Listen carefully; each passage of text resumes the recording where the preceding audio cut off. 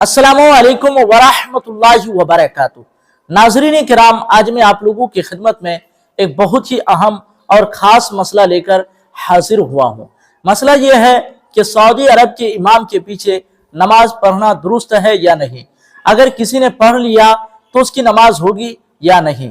इस हवाले से हजरत अल्लामा व मौलाना मुफ्ती सैयद मदनी अशरफी अल अशरफी अल जिलानी साहब ने बेहतरीन अंदाज में इस मसला को वाज़ेह किया है।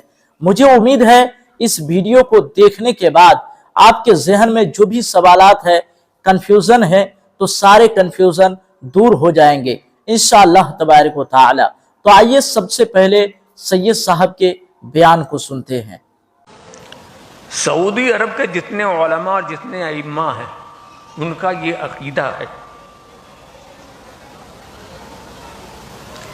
कि अल्लाह के रसूल का वसीला पकड़ना, ये उनका अकीदा, इसका वो इतराफ़ करते हैं। नबी से तवस्सुल करना, अंबिया और औलिया को वसीला बनाना, ये शिर्क है। और आपका अकीदा ये है, ये ईमान है। तो उनका अकीदा कुछ हुआ, आपका अकीदा कुछ हुआ। उनके नजदीक आप लोग मुशरिक हैं, आप सब मुशरिक हैं।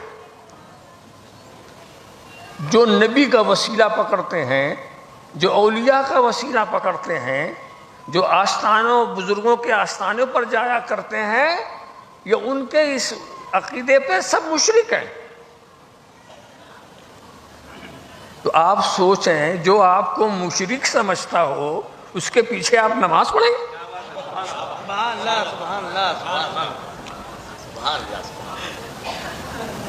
मैं इसमें एक इल्मी नुक्ता बता दूं,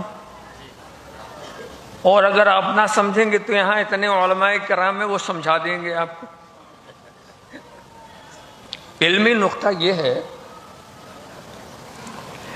कि ये सऊदी इमाम का अकीदा तवस्सुल बिल अंबिया व तवस्सुल बिल औलिया ये हराम है।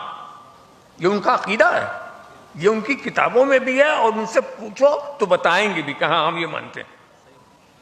ये उनके सर थोपा नहीं जा रहा। अच्छा, तो जब उनके नजदीक आप मुशरिक हैं, तो आप जानते नहीं, नमाज में जो इमामत का ताल्लुक़ होता है ना, इमाम और मुख्तदी में एक रूहानी राबता होता है। इमाम और मुख्तदी में जब आप किसी को इमाम कहते हैं तो एक रूहानी राबता होता है, और कम से कम इस राबते का नतीजा क्या होता है कि आपको यकीन हो कि हमारा इमाम गलती पर नहीं है, जिस इमाम के हम पीछे पढ़ रहे हैं वो हमारा खता पर नहीं है। ये एतकाद होना चाहिए।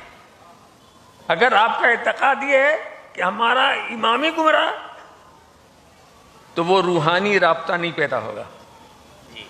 ऐसे इमाम के पीछे आपकी नमाज कहाँ से हो जाएगी? तो कम से कम ये एतकाद होना चाहिए। हर इमाम को इस बात के जिसको मुख्तदी बनाता है ना, उसके इख्तिदा की नीयत करता है। आप जिसको इमाम बनाते हैं उसकी इमामत की नीयत करते हैं पीछे इस इमाम की, और वो आगे इन मुख्तदियों के। तो उनके मुख्तदी होने की नीयत भी इमाम करता है, और उसके इमाम होने की नीयत पीछे वाले मुख्तदी करते हैं। अगर वो नीयत ना करें तो नमाज नहीं होगी। कोई हमारे पीछे आके खड़ा हो जाए, हम उसकी इख्तिदा की नीयत ना करें, तो हम उसके इमाम नहीं, वो हमारा मुख्तदी नहीं। ऐसे खड़े हो जाने, हमें नीयत करना ज़रूरी है। वो नीयत करे कि हम उसके इमाम हैं, हम नीयत करें वो हमारा मुख्तदी है, तब तो मामला ठीक है। मगर इसमें किसी की नीयत में गड़बड़ी हो गई तो नमाज नहीं होगी। अब ये बताओ, सऊदी इमाम जो तवस्सुल बिल अंबिया तवस्सुल बिल औलिया को शिर्क बताता, वो ऐसों को अपना मुख्तदी कैसे बनाएगा? وہ ایسے کو اپنا مقتدی کب بنائے گا جو توسل کے قائل ہے؟ اس لیے کہ اگر مشرک کو اس نے اپنا مقتدی بنا لیا تو وہ خود مشرک ہو گیا.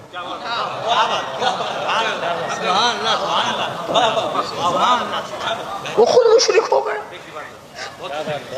تو وہ کیوں بنائے گا؟ نہیں بنائے گا. جب وہ نہیں بنائے گا تو پھر اس نے تو آپ کو مقتدی مانا ہی نہیں، آپ کی اقتدا ہوئی کیسے؟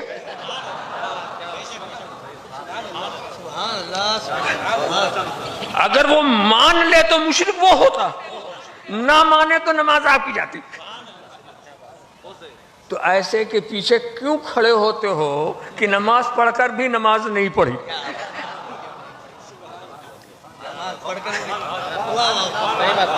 سمجھا؟ اگر یہ مسئلہ آپ کے ذہن میں بیٹھ جائے تو آپ خود ہی جواب دے لیں گے.